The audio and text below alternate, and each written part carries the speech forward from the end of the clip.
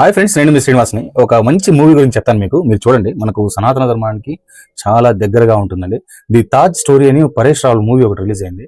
మీరు దాన్ని ఖచ్చితంగా ఆ సినిమా చూడాల్సిందే. ప్రతి ఒక్కరికి ఆ సినిమా ఉపయోగపడుతుంది అనమాట. దీని ప్రొడ్యూసర్స్ చూసుకుంటే సిఏ సురేష్ జై, అలాగే మనకు డైరెక్షన్ చూసుకుంటే తుషార్ అమిత్ గోయల్ అని వీళ్ళు ఇద్దరు దీన్ని తెరకెక్కించారనమాట.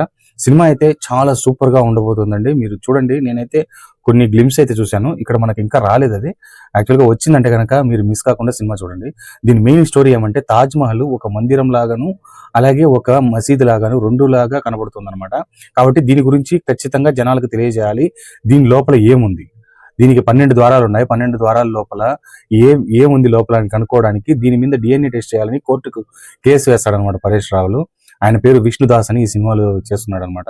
ఒక మంచి స్టోరీ అండి. హిందూ మందిరం అది, దాన్ని అని కోర్టులో దాని గురించి వాదిస్తాడనమాట. హిందూ మందిరం తాజ్మహల్ ని హిందూ మందిరమే చేసేసాడు ఈయన అని చెప్పేసి అవతల పక్క లాయర్ వాదిస్తాడనమాట. ఈ సినిమా అంతా మీరు చూస్తే మీకు తెలుస్తుంది, మనకు సనాతన ధర్మానికి చాలా దగ్గరగా ఉంటుందన్నమాట. ఈ ఆయన దీంట్లో ఒక క్వశ్చన్ కూడా అడుగుతారనమాట.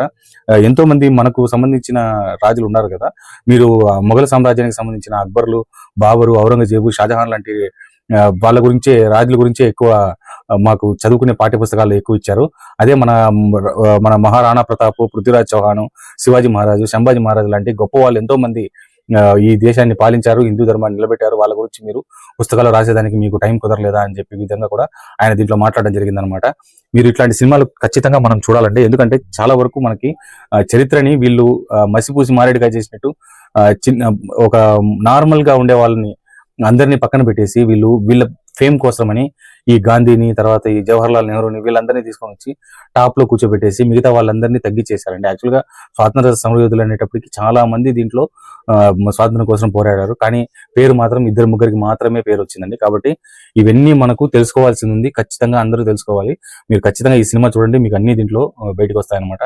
ఈ వీడియో మీకు నచ్చితే లైక్ చేయండి, షేర్ చేయండి. ఈ సినిమా నచ్చిందో లేదో తర్వాత మీరు నాకు సినిమా చూసి కామెంట్స్ రూపంలో తెలియజేయండి.